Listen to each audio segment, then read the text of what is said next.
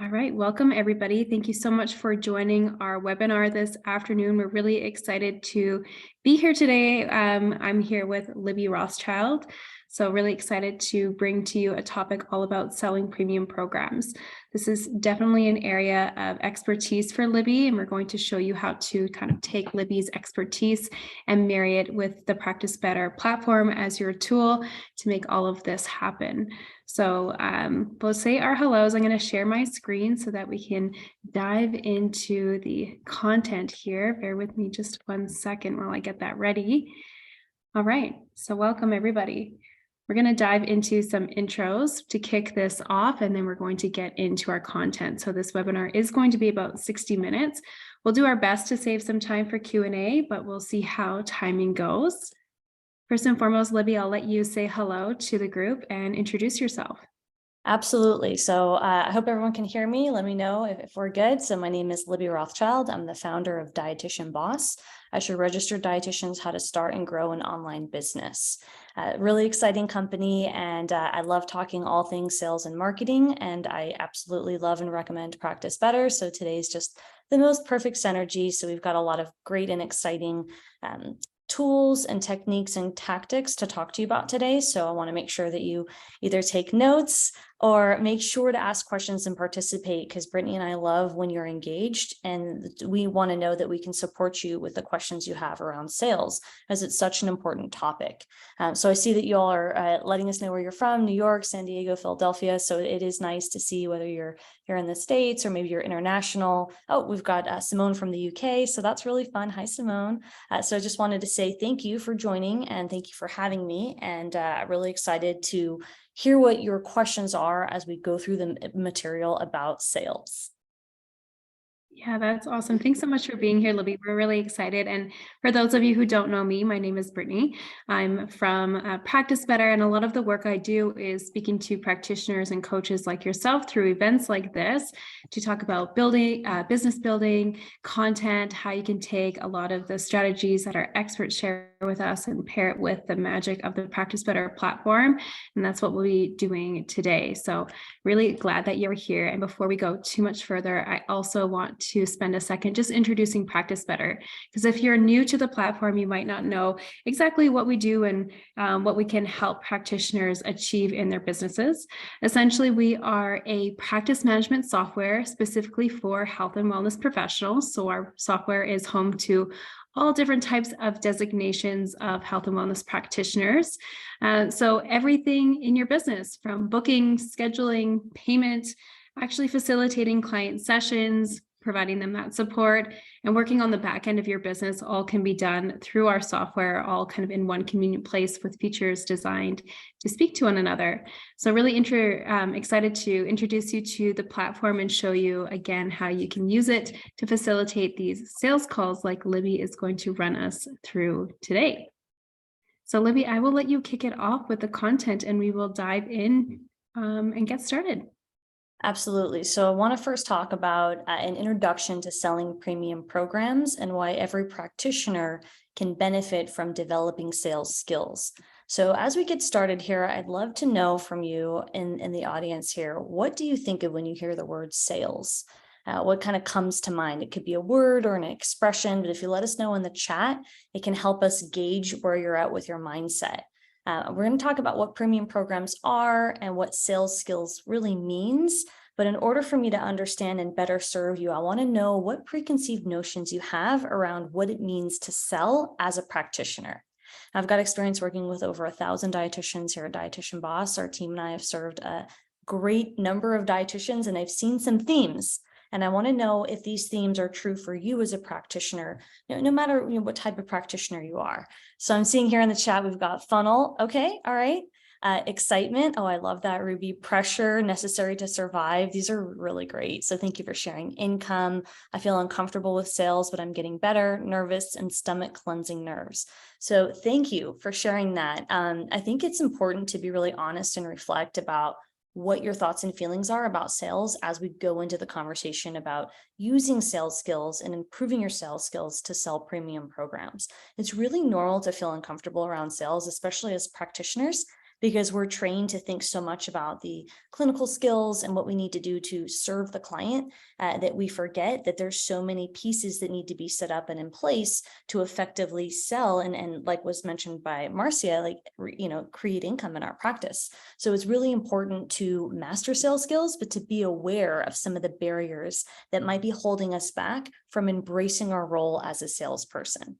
So I'll say a lot of our clients feel icky, uncomfortable, and even selfish. Those are the most common words that I hear in our company around what it means to sell. So I always like to ask when I'm talking about sales, how do you feel about sales? And what barriers are holding you back from improving your sales skills? So thank you for engaging in this conversation with me. So when we talk about premium programs, because today's conversation is, yes, about sales skills and identifying your beliefs and barriers around sales, but also we're talking about sales specifically, sales conversations, even more specifically, a scheduled sales conversation that can help you sell a premium program. Now, if you're familiar with premium programs, they are a fantastic way for you to serve your clients. So that means personalized coaching package. There's a lot of different ways to do it. Typically, premium programs are charged, they're priced at around $1,000 or more. We've got clients charging up to $10,000 for premium programs that they've packaged and gotten a lot of feedback on. But typically it starts around $1,000. Now, examples of what this looks like, without getting into too much details about what the deliverables are and the features and et cetera, a premium program can include a 3-month commitment, typically for a one-on-one coaching relationship, or a 6-week program, maybe in a group format, so you're serving many people at one time, or a 6-month one-on-one coaching program. So there's a lot of different ways to create this hybrid program, whether you're doing a one-on-one experience, meaning you're serving one person, or you're serving multiple people at once. However you decide to package this program, one thing is in common, and that the program is usually priced more than $1,000.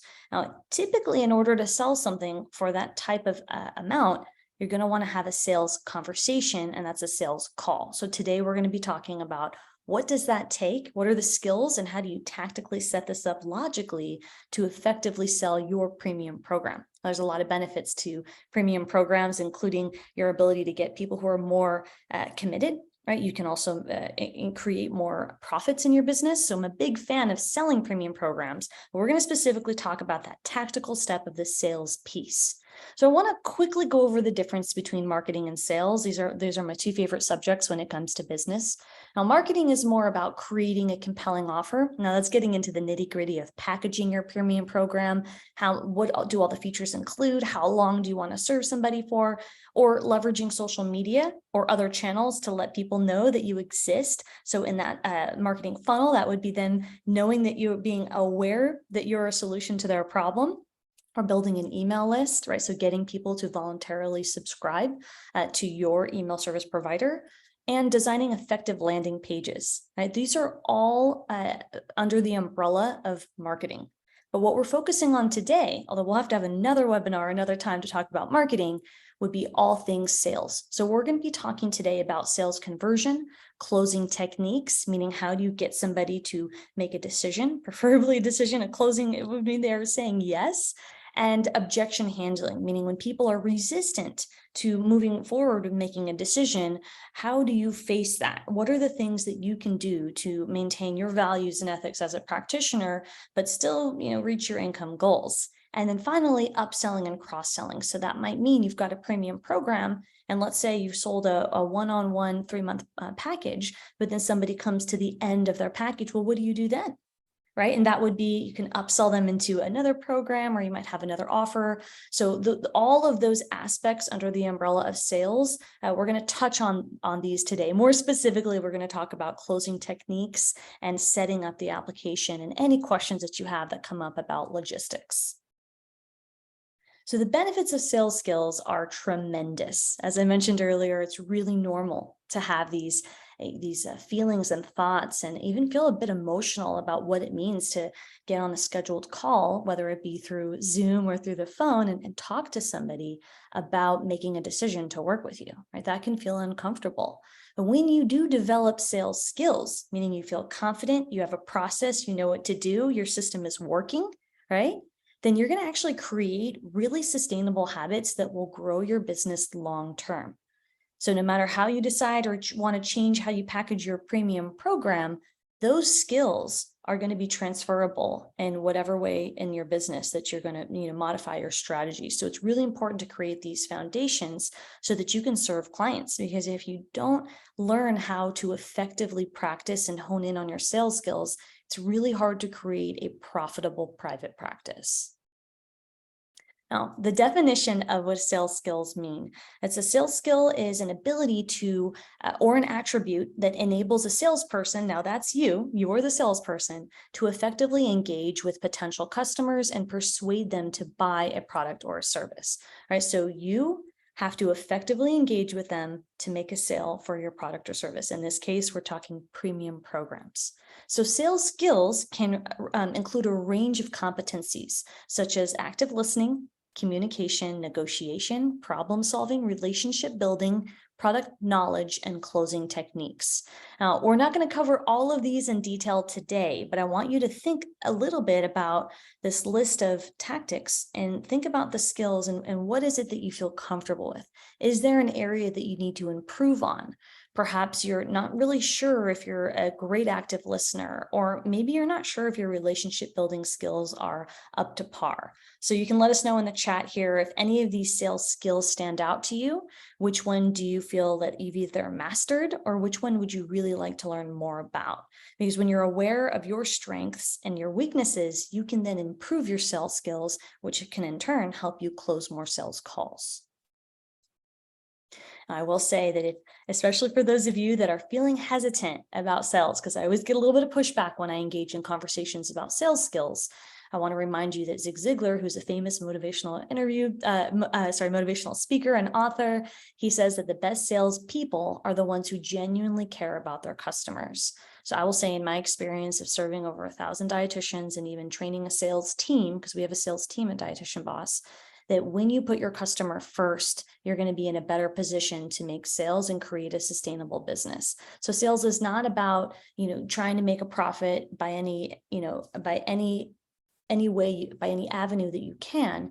Making sales is about finding a way to deliver value to your customers. So it's really, if you can reframe your mindset and create an affirmation around caring about your customers, which is really in alignment with how we feel as practitioners, then you're going to be better suited to hone in on those sales skills. I'm seeing here a negotiation, confident about increasing prices. We can get to some of those questions as well. So thank you for engaging. Now, I want to go over the characteristics of a successful salesperson. I just went live on my Instagram, a Dietitian Boss, and talked about 2 of these characteristics. So typically, and I chose this photo intentionally because this woman holding the coffee cup, to me, she looks attentive. And it's really important that when you're having a conversation with somebody, and this is a skill when you're counseling as well, you're really practicing that active listening. Technically, you want to be speaking less than 20% of the time, and you want to be listening to the person speaking, and they should be speaking 80% of the time. Now, you're leading the call, right? And you're guiding them through your process, but you're giving them this space to speak. So salespeople are enthusiastic. They're excited about getting on a call, but not overly excited. So nothing cheesy, but you're genuinely caring. As practitioners, we care about our clients. So if we get on a call or a video, right, with a scheduled video with somebody who's interested in purchasing our premium coaching product, right, our premium package, we want to show them that we are excited and we're grateful. And we want to really make sure that the energy is at a level that they feel that they're valued. So it's important to not be, you don't want to be, your energy level doesn't want to be too low. So you want to make sure that you are showing them excitement. You also need to be adaptable. So as a salesperson, it's really important that you are not so rigid that you lose sight of needing to adapt to people's needs. For example, a lot of our clients will have other people, prospects on the calls that might be breastfeeding. They might have children in the background. And that's one example of being adaptable to the situation. So yeah, we want someone to respect us and be on a sales call where the room is quiet and they can hear us, but we also need to adapt to how people are communicating and engaging. And oftentimes our prospects might be caretakers and they might be moms or single moms. So being sensitive and adaptable to the environment to which you have conversations is an important skill of a salesperson. The next would be analytical. So analytical is really important when it comes to measuring how effective are you at closing sales calls. So we're going to talk more about that with a tool that Brittany will share towards the end of the presentation. So make sure you stay till the end because we've got a lot of great tools to share with you. But one way I show our clients how to practice an analytical mindset is to actually grade your sales calls. And what you can do is make sure that you've hit all the main points. For example, introducing yourself, talking about the problem that they struggle with, identifying any objections that they have. So when you can make sure that you have gone through your simple checklist, then you can know that you've effectively developed and followed a process to make sure that you're clear about communicating the value to the service that you offer. So you can analyze that first by making sure that your sales call is standard from all of your sales calls so that you know you're creating a great standard experience. And secondly, what is your close rate, right? That's so important to know. Well, how many people am I closing based on the amount of people that show up? How many people are qualified? So there's a lot of metrics involved in understanding your effectiveness as a salesperson. The next skill would be resilient. So that has to do with rejection. So oftentimes even newer practitioners or practitioners who are increasing their price, right? Maybe you're going from 2,000 to 4,000 or 5,000. You're noticing that your conversion rates, meaning the amount of people who say yes to you, are decreasing. Right? And that's normal because when you increase your price, you're going to have less people that say yes and agree to purchase your premium package. With that, being a really successful salesperson means that you're resilient to rejection. You understand not everybody will close, not everybody will agree to your price increase, and you know that, and you can still move forward, right? You don't want to get so hung up on the fact that not everybody buys because it's not normal for everybody to say yes to you. And then the last piece would be to be attentive. And to me, that really has to do with active listening. So when someone is speaking, same as your counseling techniques, you're really listening to them. You're showing them that you hear them. You're speaking back some of the words that they're sharing with you. If someone's telling you about chronic bloat, you don't want to skip over the words that they're using. You want to ask them to clarify and make sure that you validate that they're sharing their pains and frustrations with you in this hypothetical situation. And then you want to let them know that you hear them and you appreciate them. And if they're similar to other clients of yours, you can share that as well. So make sure that people feel seen and heard. These are all really important characteristics to help you set up your next sales call for success. Now, in terms of a process, if that's a scary word for some of you, a sales process includes a set of repeatable steps that a person takes to get a potential customer to buy. So although this might sound a little scary, like, oh, it's a sales process. What is my sales process? Every single business, that means you, every practitioner has some type of a sales process, especially if you're making money. That means you have a set of repeatable steps that a potential customer has to go through in order to get on a call with you and then purchase your premium program.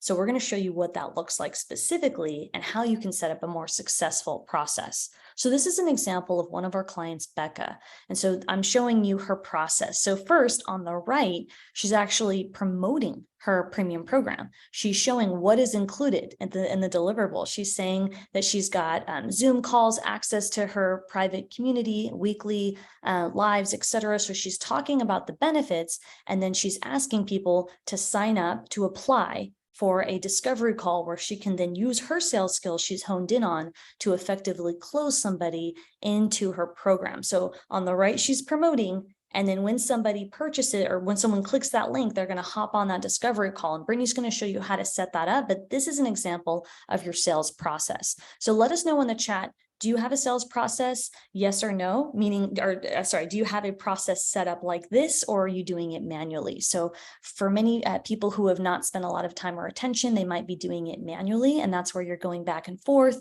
You're emailing or even on DM, like, hey, do you have this time? What's your number? And I'm not a fan of that because you can't scale your business if you're manually going back and forth. It's not extremely professional as well. And if you can automate your business in any capacity, which is what Practice Better is all about, then not only are you creating clarity for you, but you're actually creating a great precedent. You're setting an excellent precedent for your potential clients and your existing clients. So this is really a great way for you to set up a basic system and sales process in your business. All right, I'm going to show us here when it comes to Practice Better and all of what Libby's just talked about of having a process.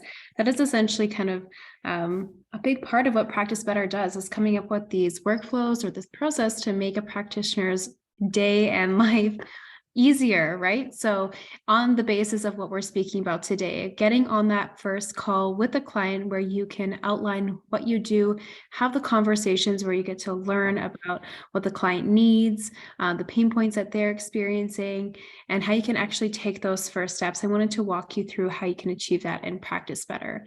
So we're going to take a look at how you can set up your Practice Better account to facilitate and create this process, like Libby was saying. So we'll start by looking at creating a service, availability, and an application form.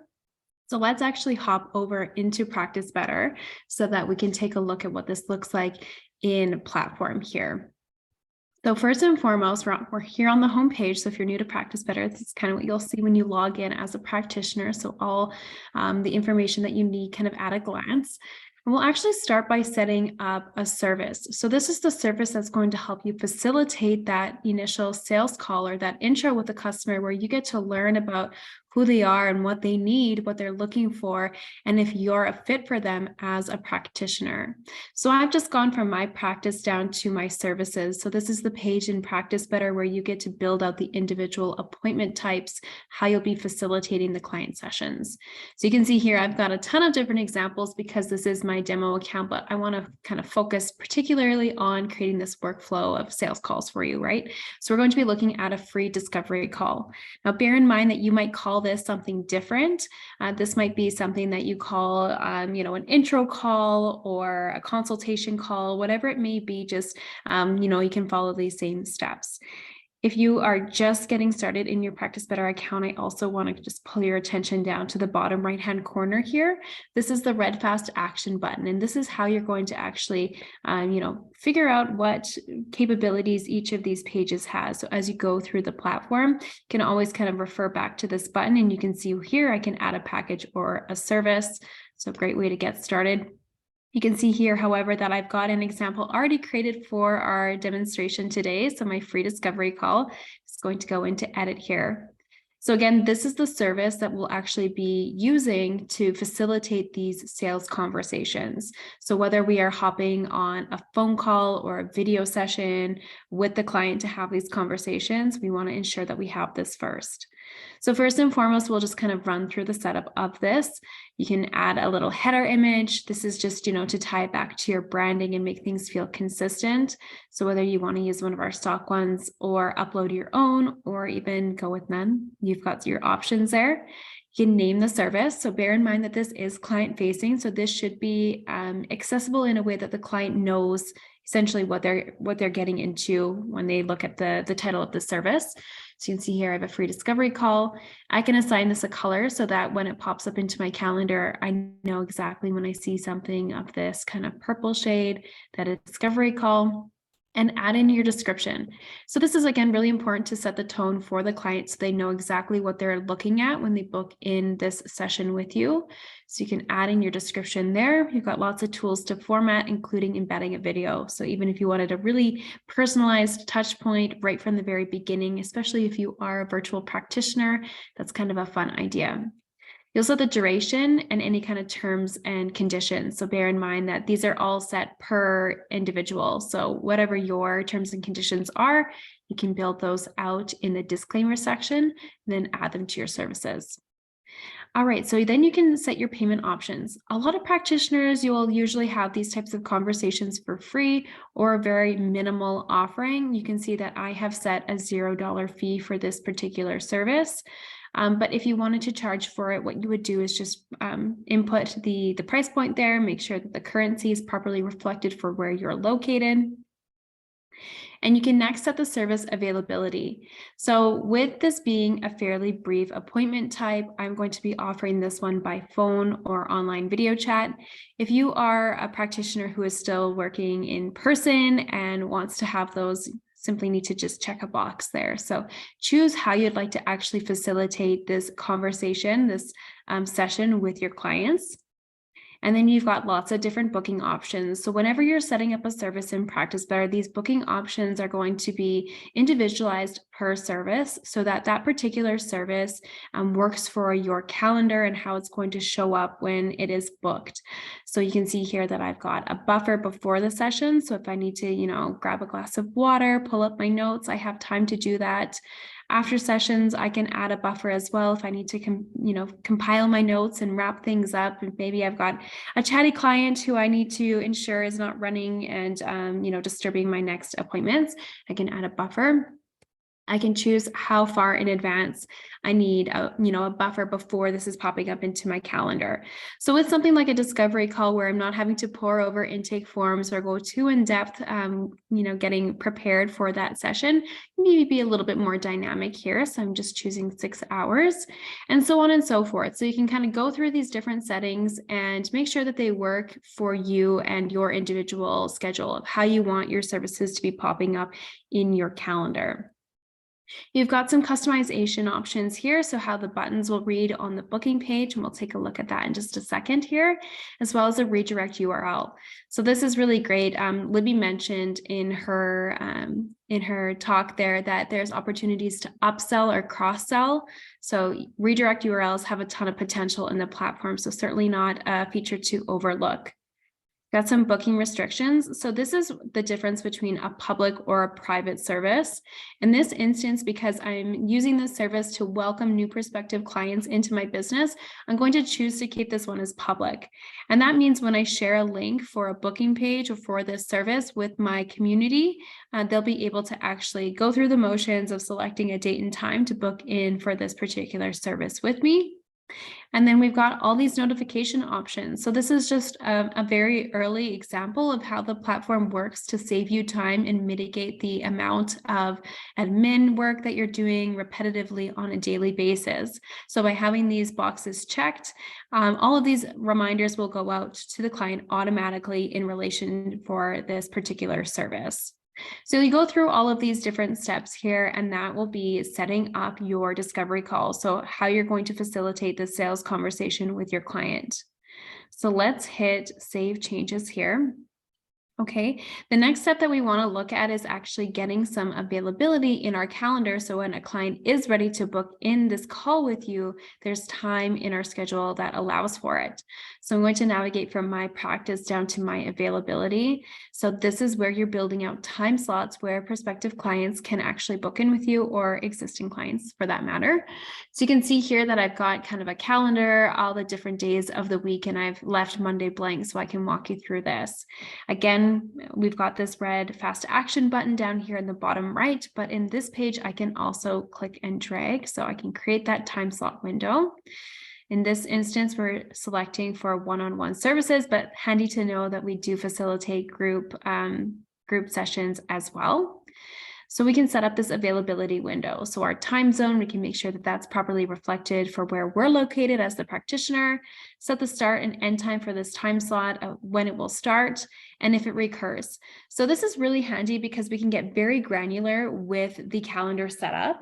So whether every day looks the exact same for us, Monday through Friday, what that looks like, or maybe we know that there's some nuance to our schedule and maybe Mondays are the same, but Wednesdays and Fridays are a little bit different, or we have commitments we need to work around. We can get really granular with the setup of this calendar. So I'll just say that this is going to recur every Monday.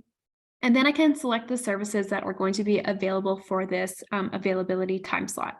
So that free discovery call that we just looked at the setup, I can say that I want to offer both of these, but bear in mind that, maybe if you were in person some days and not others, you could properly adjust this to be accurate in how you're meeting with clients, so that there's not that back and forth that takes place over email. But when you'll be meeting and where you'll be meeting and how you'll be meeting and all those fine details, this will take care of all of that.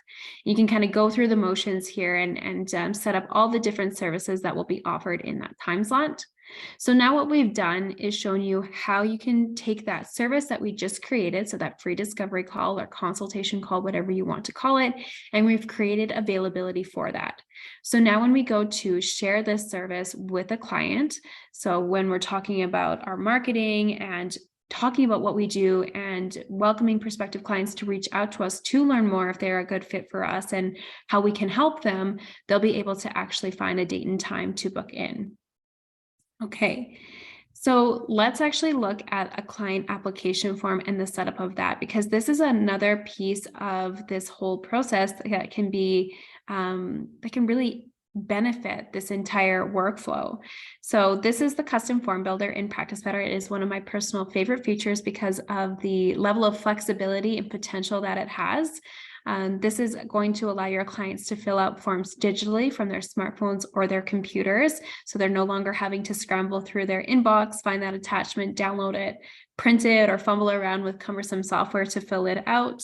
And, you know, all the rest of it, uploading it, scanning it back, emailing it back, that kind of idea. So it keeps things very streamlined, and it also allows other features in Practice Better that were designed to work with forms to be put into action, like taking completed forms and putting it into the client record, or running reports based on forms. So lots of capabilities here.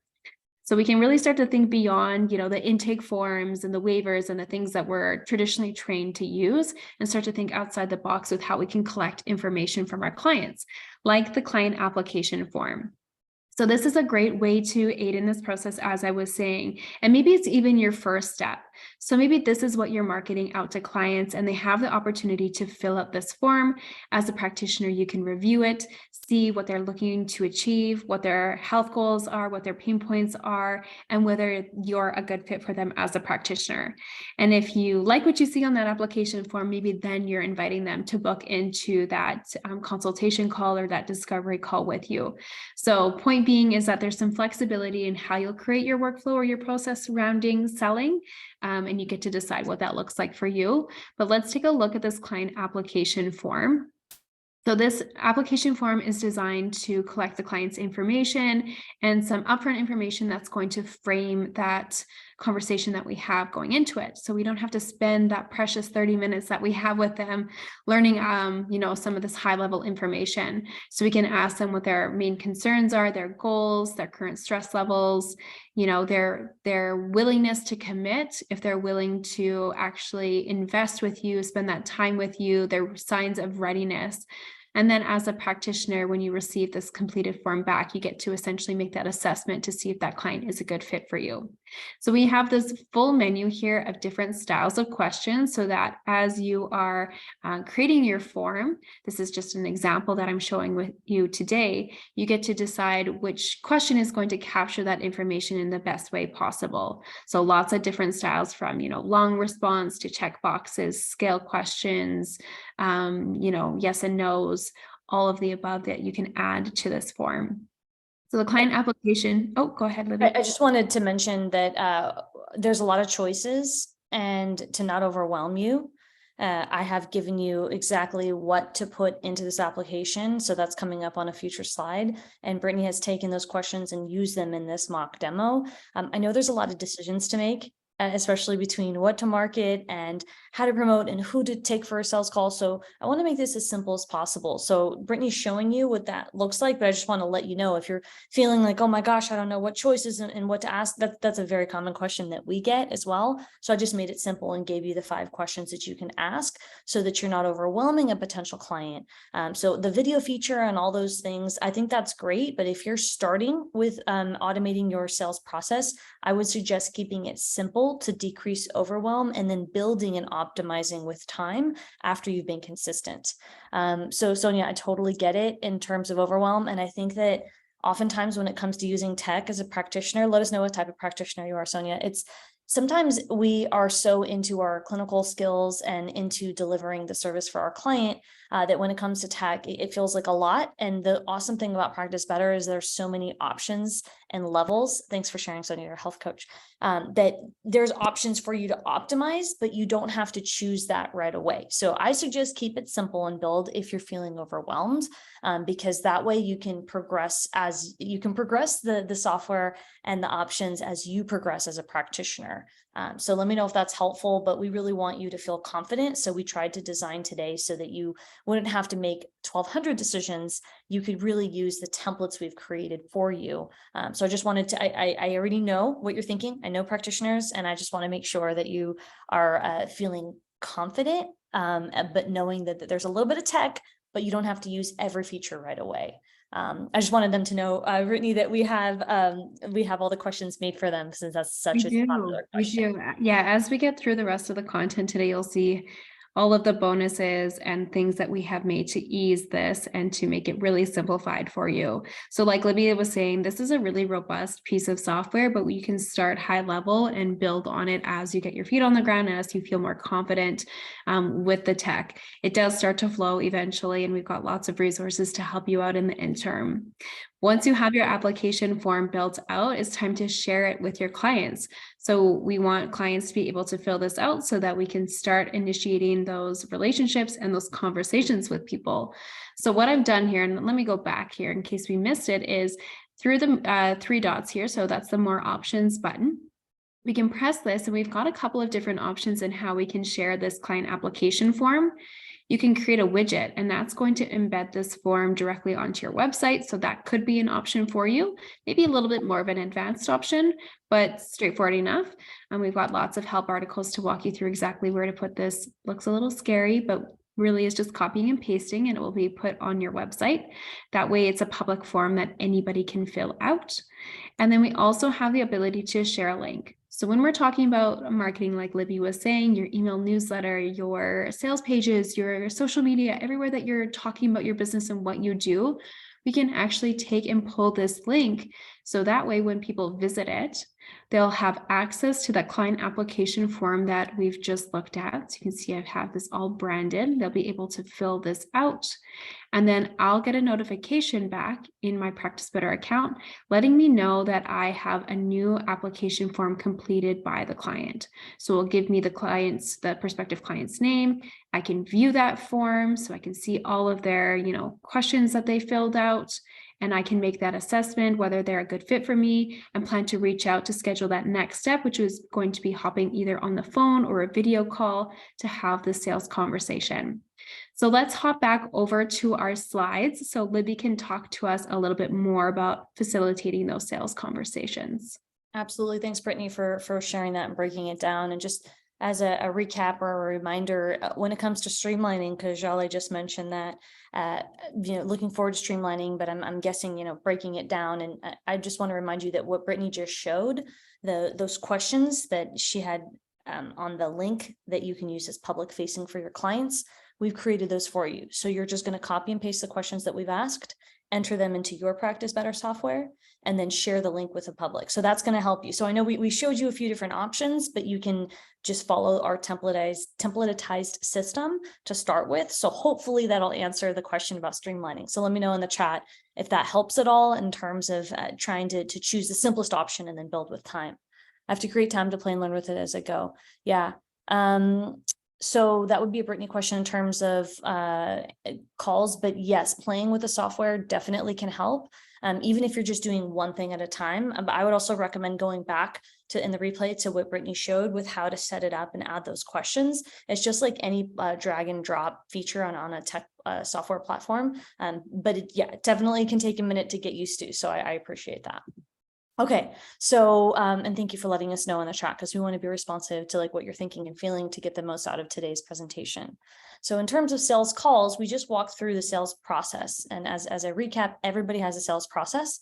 If your process is manual, meaning that you're going back and forth through DM or email about what time and how to do this, when do I book, you're not only missing time zones, but you're also spending a lot of time, and it can look a bit unprofessional, and it's not sustainable or scalable to have a system that's not automated. So everyone has a process, but if you're not automating it the way Brittany showed, where you're setting up a simple form and you're linking that to make it public facing, it's a really great way for you to start adding a professional element to your business that's sensitive to time zones, and that's also going to have a repeatable process, right? Because it's automated, that means there's a standard process every time somebody applies, and you just pop into your Practice Better, get that notification that somebody filled out your application, and then go from there. So once that happens, right, we're now hopping from the setting up the process, automating it, keeping it simple. Now we're going to talk a little bit about sales calls benefits. So on a sales call, which is where you have a scheduled call, if you remember Brittany showed, there's an option to do by phone or by video. I'm a fan of video because it's easier for you to be more attentive. Do you remember the characteristics of an effective salesperson? It's easier to be more attentive and to practice active listening when you can pick up on body language. So I'm a big fan of video. It's not always possible for every single single target market. So you want to be sensitive to the people you serve. But if you have a chance, you can actually learn more about somebody. If you can see them in a virtual setting, we do the best we can to connect, right? So I'm a big fan of video.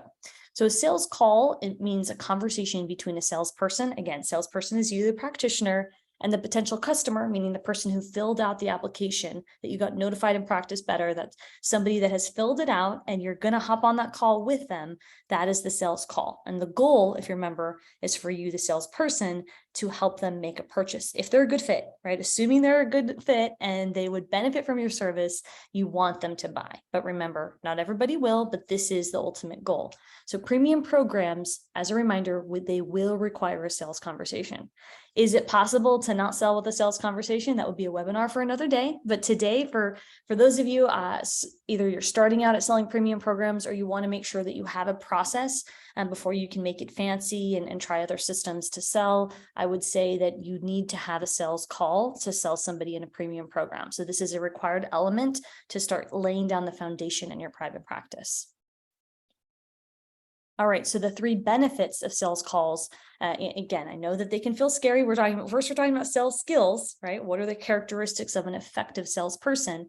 Then we're talking about a sales process. How do you create automations to save time and create a professional element to your practice, right? And lay down the foundations to scale, right? And now we're talking about the benefits of an actual sales call, because that's where the magic happens, is when you're on that call or that video, and then your potential clients on the other end, and you're conducting that conversation with them, right? So there's a lot of pieces. I understand that there's the application, there's the marketing piece, but we're specifically now talking about the actual call.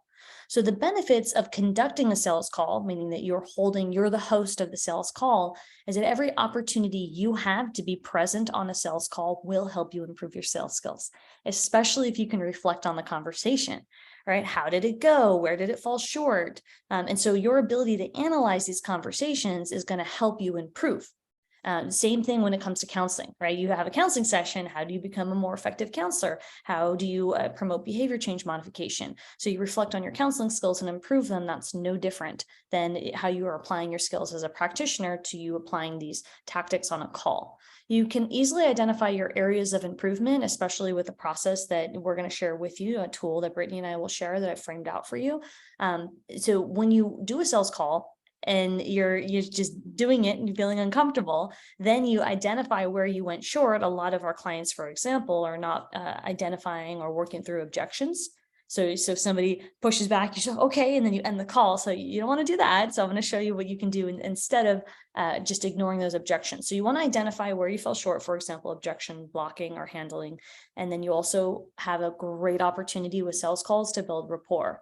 And that is something unique to sales calls that you don't have through, let's say, messaging or through skipping the sales call. And if you remember, I said relationship building is one of the skills with being an effective salesperson. So developing sales skills mean that you're building relationships, and effective businesses, especially practices like ours, you have to prioritize building relationships, and you can build rapport if you're on a call asking somebody what they need help with, what their problems are, and what you can do to support them. There's no better environment than to build rapport other than a sales call. So I want you to think of it not just as making a sale and being so hyper focused on that, but really thinking about serving your audience, learning information about what they want and need, and then also reflecting on how you can improve your communication tactics. So there's a lot to unpack here. I just want to help you reframe that there's so many benefits, regardless of the close or not, of you just being present on a sales call and practicing that active listening.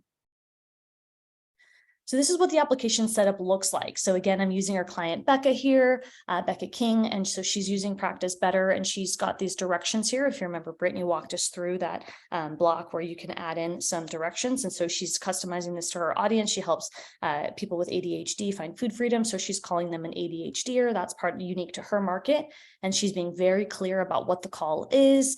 If we're a good fit, I can help you do this. Very clear, right? So there's no mystery as to what she does. She's helping you heal your relationship with food and stop binge eating. So a potential customer is like super aware of what benefit they can get from booking this call. And it's working great for Becca, by the way. She's gone from 0 to over 200 clients, but from this process, right? From automating this process, using Practice Better, improving her sales skills, the same things we're talking about today. So then she's giving clear 3 instructions. Select a time and day, right? complete the questions, and then show up. Pretty simple. All right. So then somebody now that reads this, oh, I know what to do, right? People feel led. Her ADHDers, right? Her audience, people who are ready to book a call, they know what to do, which is great. So then on the application setup, you first want to commit to using an application process, which is what Brittany just so kindly walked through with us to set it up on the back end. Make sure that you've got your openings on your calendar. Make sure that you've created a simple questionnaire by just filling out 5 simple questions that I'll show you what to ask them.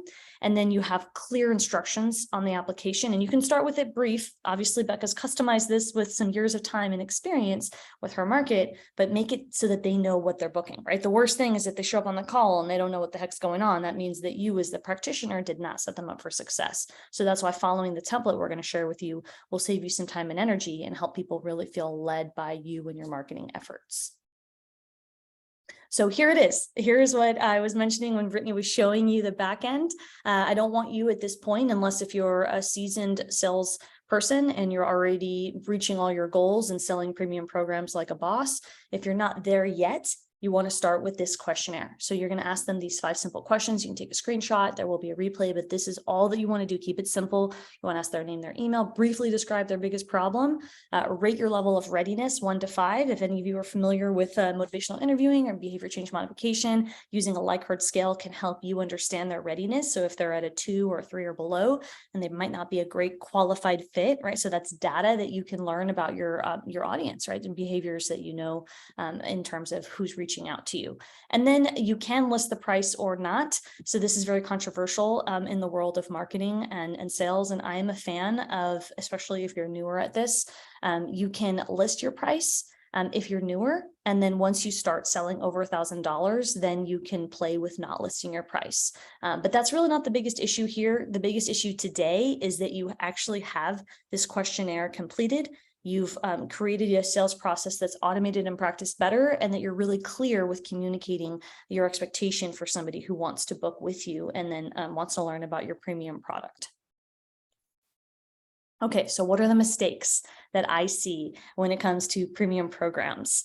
Failing to use an application. So I mentioned that earlier. I mean, this really bothers me a lot. And it's also because you're losing leads. So you've got somebody that's interested, you don't have an application. So then you're, now married to your DMs or to your inbox because you're going back and forth. You're waiting for them. Does 8 a.m. work? Does 9 p.m.? Oh my gosh, they're actually in the UK. I didn't know that. Now I've got the time zone off. So you're doing all this back and forth, and you can't sustain that, right? You can't sustain manually setting up all of your applications for people that are interested. So the sooner you can create automations in your business, the more professional and standardized you will be. Not to mention that, time zones and other issues, if it's not communicated well and you lost the lead because you were not able to communicate that effectively, that's one of the great reasons that we want to use an application, right? We don't want to lose a lead because of our, we weren't communicating well, or because we had to go back and forth 1,200 times about setting up the proper time.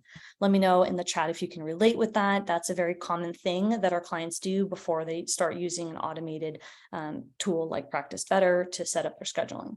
And then unqualified leads, which is a topic for another day. I won't get too much into that, but that would be if you've got a bunch of people that you're talking to that are not yet ready, or even worse, they have no goal to, they don't want what you sell. So your message is not aligned. So let's say, for example, Becca had said ADHDers that want to find food freedom and heal their relationship with their body. If they come to Becca and say, I want to lose weight, that's not a fit.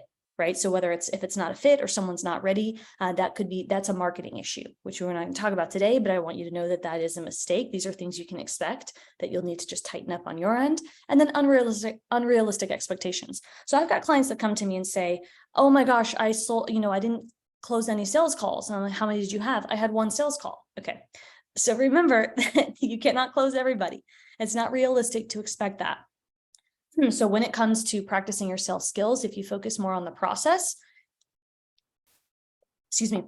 more on the process and less on the outcome, you will be developing those skills that are transferable. So again, you fail to use application is a no-no. You want to create a standardized automated process.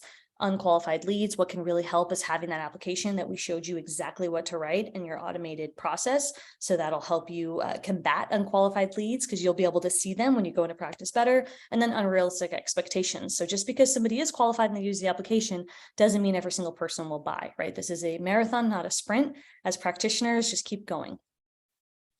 DM is direct message. Thanks, Judy, for helping me clarify that. Yeah, DM means direct message.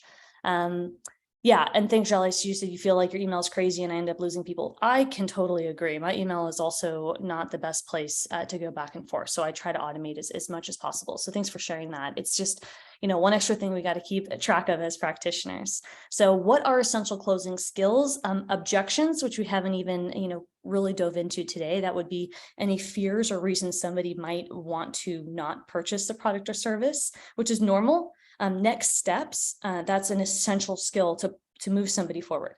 So if somebody says yes, and you don't offer them to pay on the phone or on the video chat, or if somebody says they're not sure, but you don't tell them when you'll follow up, those are skills that you're going to need to hone in on in terms of moving the conversation forward. And then the pitch, right? How do you communicate the benefits of what you do? Not the features, so not obsessing about how many calls and the deliverables and all of that, but really the outcome that they're going to get.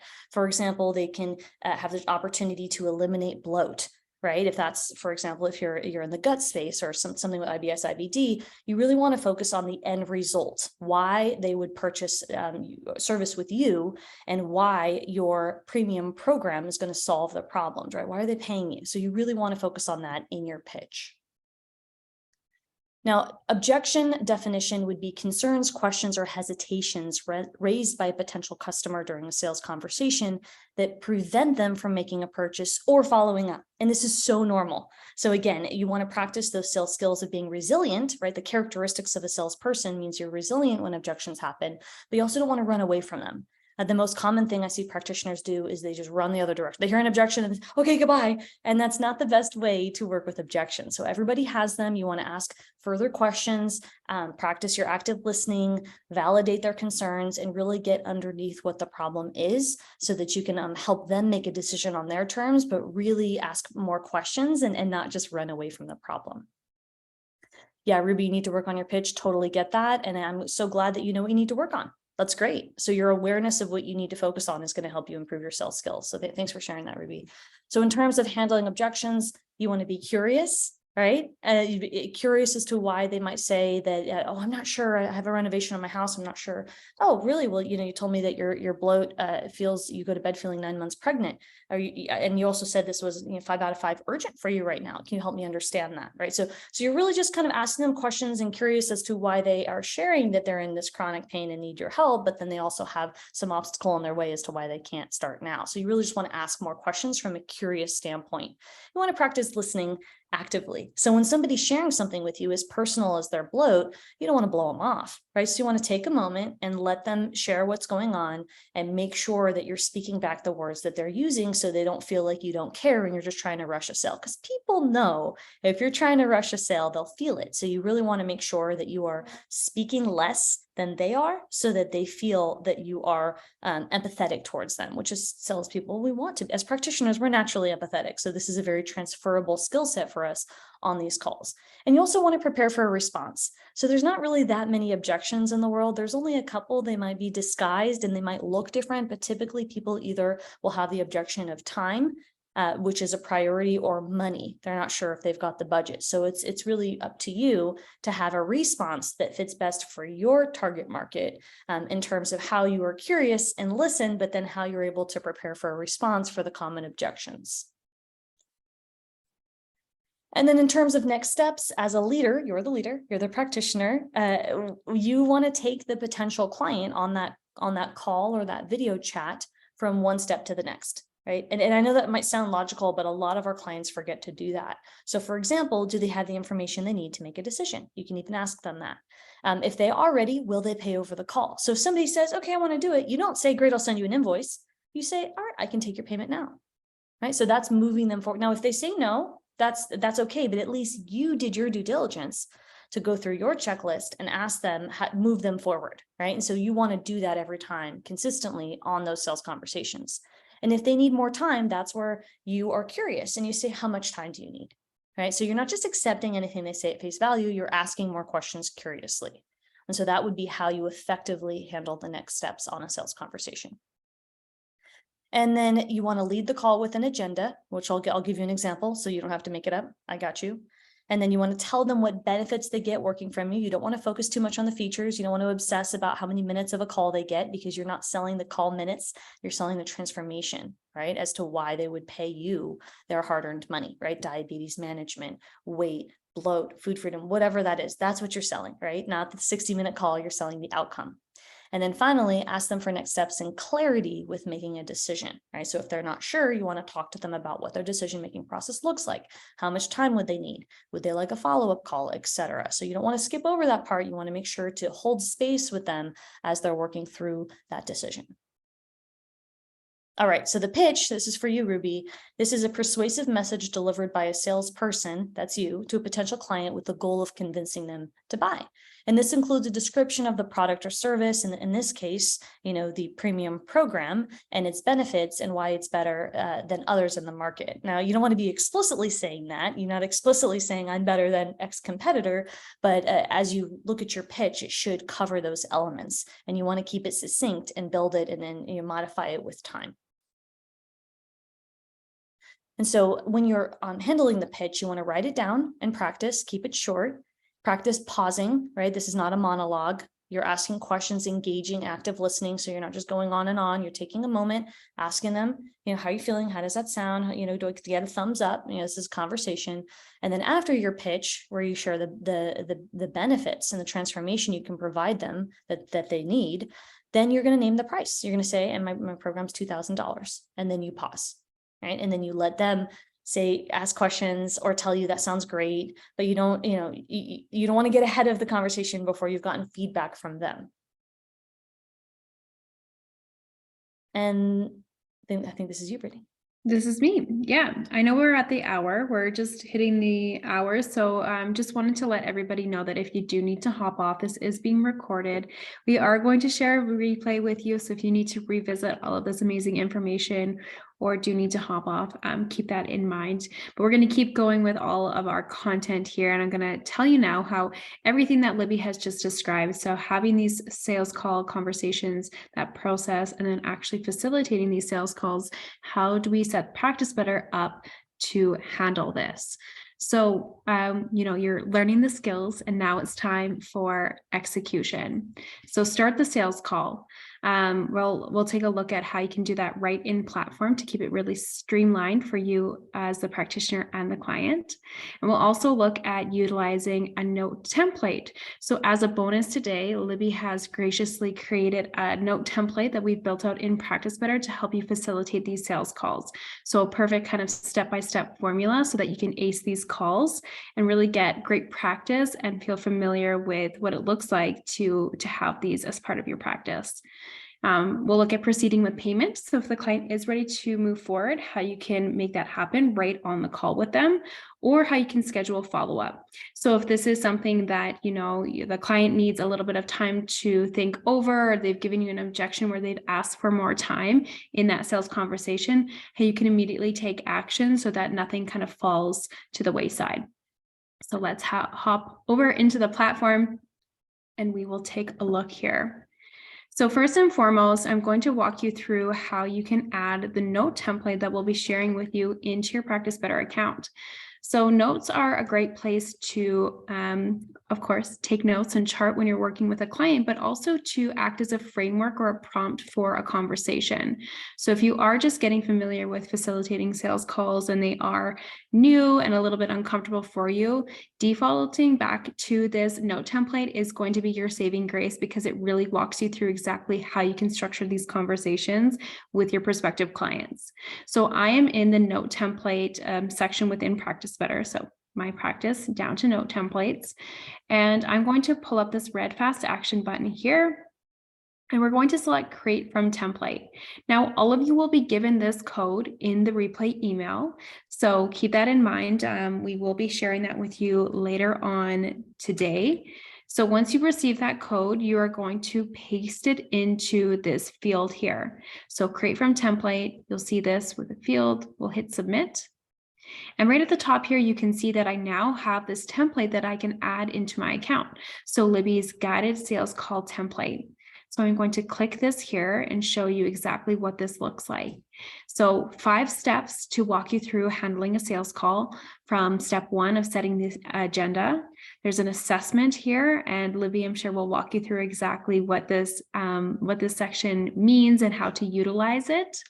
Step 2, 3, 4, 5. So we're walking you through all of the steps with the opportunity for you to add notes and context for the client as you go through this conversation. So you'll be creating this specific to that client, and the client is not privy to this. So they're not seeing that you have this framework behind the scenes that is helping you guide this conversation. This is just for you as the practitioner. So you can really kind of follow along with this. At the very bottom, I will share with you that I've created one section that the client is privy to. So with a note template, you get to decide what sections stay private for you as the practitioner and what sections are visible to the client.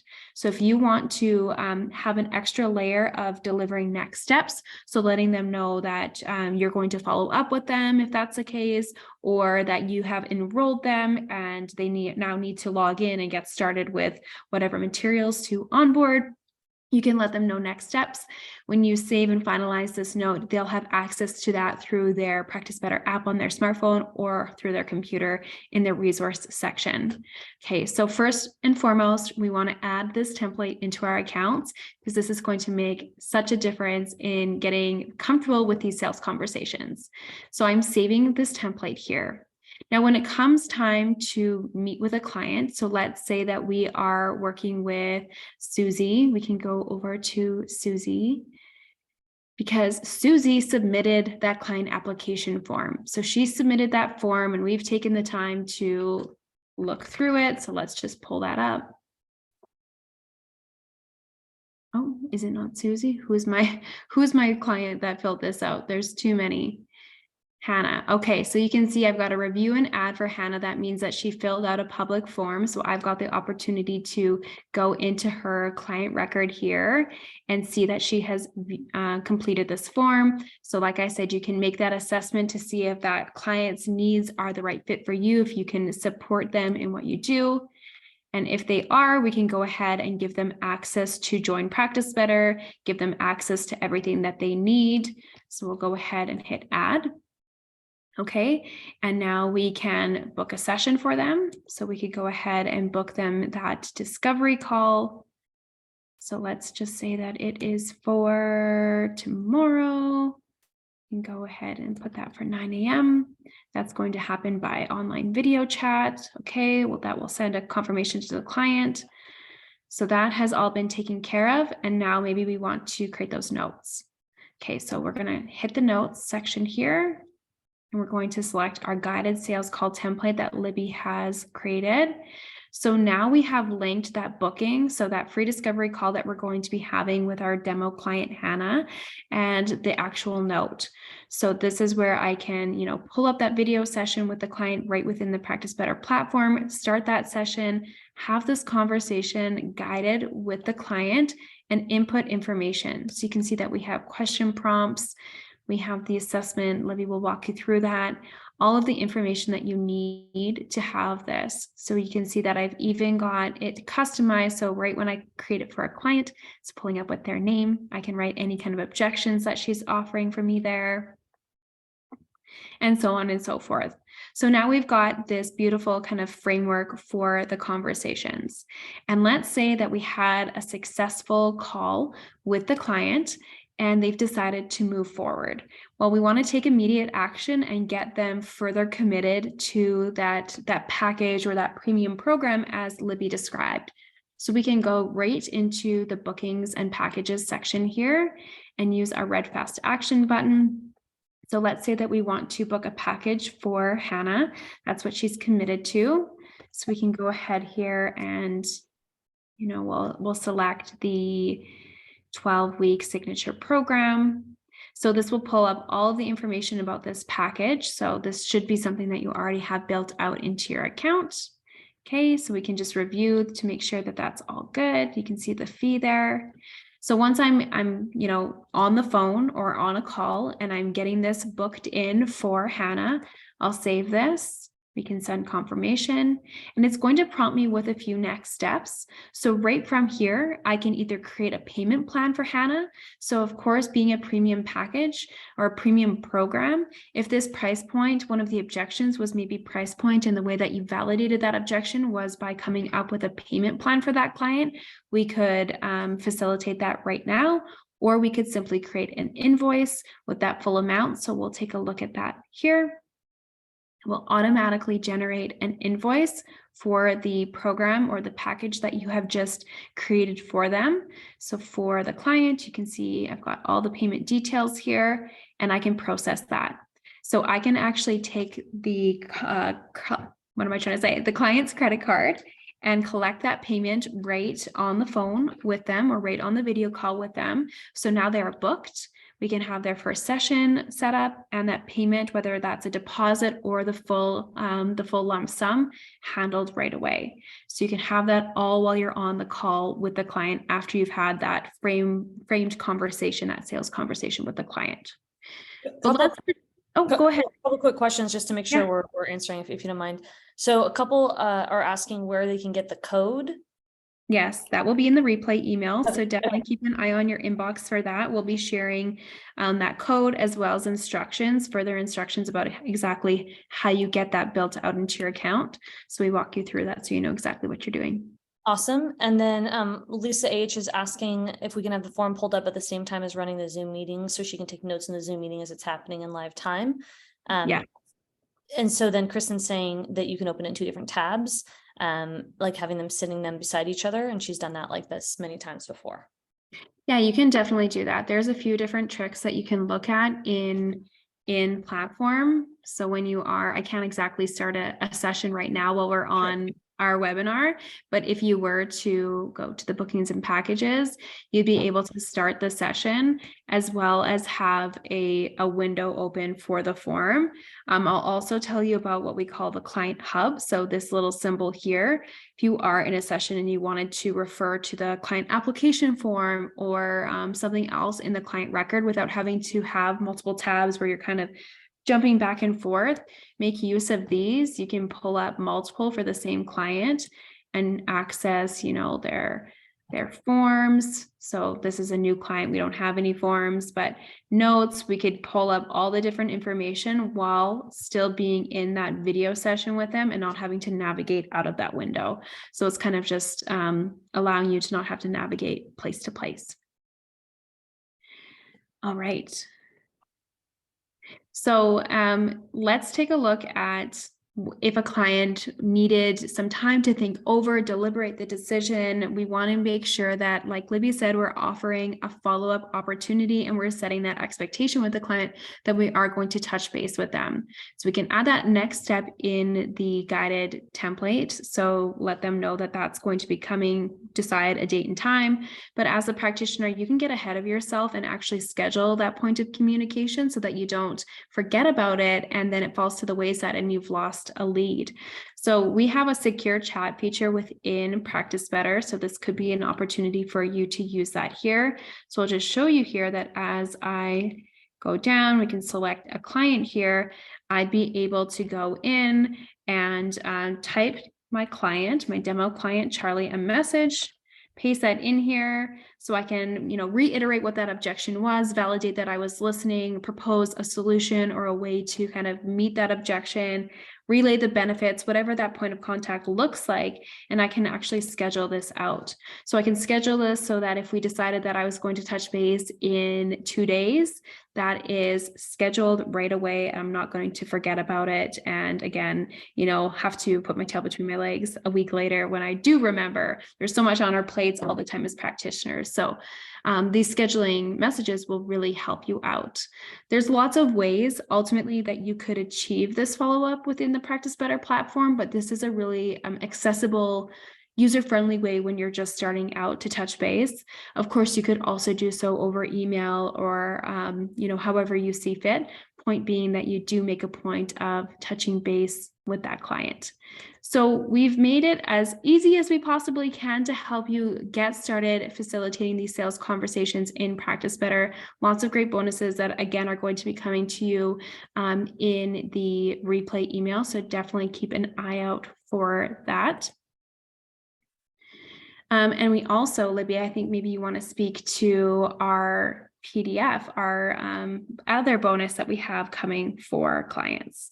Yeah, so thank you, Brittany, for sharing that. And thanks everyone for the questions and for staying late, since I probably talked too much and we went over time today. So in terms of what Brittany's showing you on the screen here, this video, oh, I'm so glad to hear, Kristen. That's great feedback.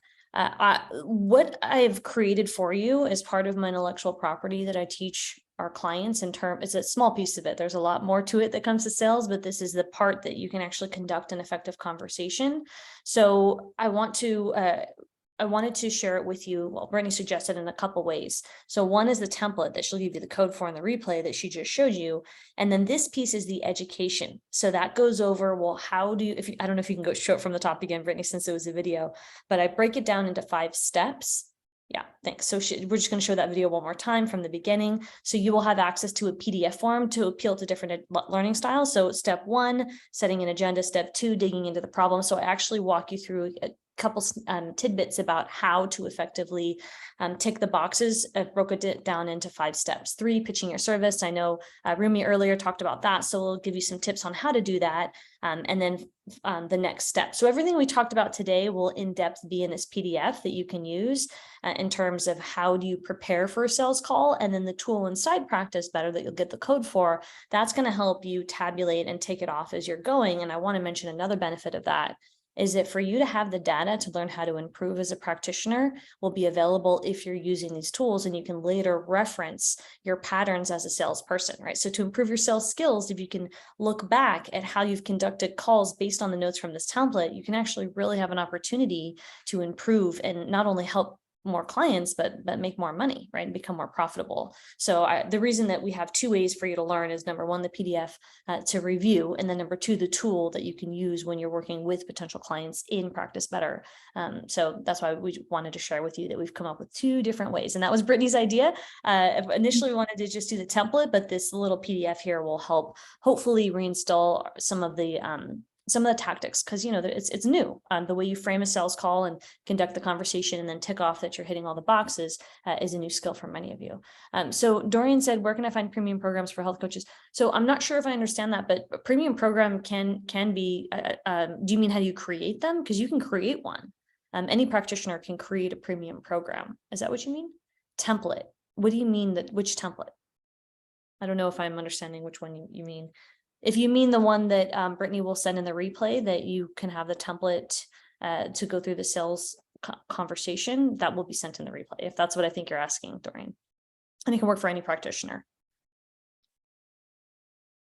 An example. Yes, that'll be sent in the replay. Yeah.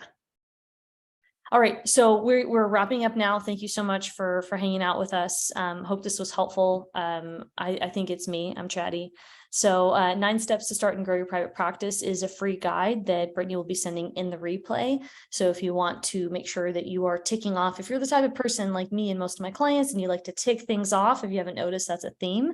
When you grab this free guide in the email that Brittany will send, you can download that free template and you can start ticking boxes so that you know what to work on next, and you can dive in and focus as you're building out your private practice, whether you're a health coach or a dietitian, nutrition professional, etc. Thanks for the feedback, Judy, and thanks, Megan. And we're wrapping up here. I think we've got one more slide, and this is for Brittany, and then I think we're wrapping up. Yeah, absolutely. Thanks everyone for bearing with us. We went a little bit over time with the amazing content that we had to share with you today. Of course, all of this is possible if you are on the Practice Better platform. So we would love to help you get started. We do have a 14-day free trial. Go ahead and scan that QR code, and that's going to pull up the Practice Better website. We also have a coupon exclusive for the registrants of this webinar. So an opportunity to save 30% for the first 3 months of your time on the platform, and that's for any paid plan if you are new to Practice Better. So that's a limited time coupon. It's only valid until May 4th, the end of May 4th, around 11:59 p.m. You have your opportunity to hop on the Practice Better platform and input this guided sales call template that we're sharing with you today. You can start putting into practice a new process for repeatable actions of selling, like Libby told us about. So that client application form, that discovery call, and then those next steps of getting a client to book and collect payment or following up with next steps. So we've outlined a whole workflow with you here today, and I hope you found it helpful. We're so appreciative of you all taking the time out of your day to join this webinar. So thank you so much. And again, keep an eye out on your inbox. We will be sending that out shortly so that you have access to the replay and all of the bonuses that we've shared today. Yeah, and any questions you have, feel free to reach out to me, Libby at libbyrothschild.com, or you can just reach out to me on Instagram at dietitianboss if you have questions about sales or anything. But the replay email you're going to get is great. And I don't know if Brittany mentioned there's a video I made, a little short video to also walk you through this template. We really covered all the bases. So I have to give all the credit to Brittany. She really made sure this was set up and organized. So you can thank her and Practice Better for making sure this is packaged to really support you, because we know how important this is. And we know there's a lot of steps in building the back end of your practice. So thank you for hanging out with us. And for those of you watching the replay, thank you. And thanks, Brittany.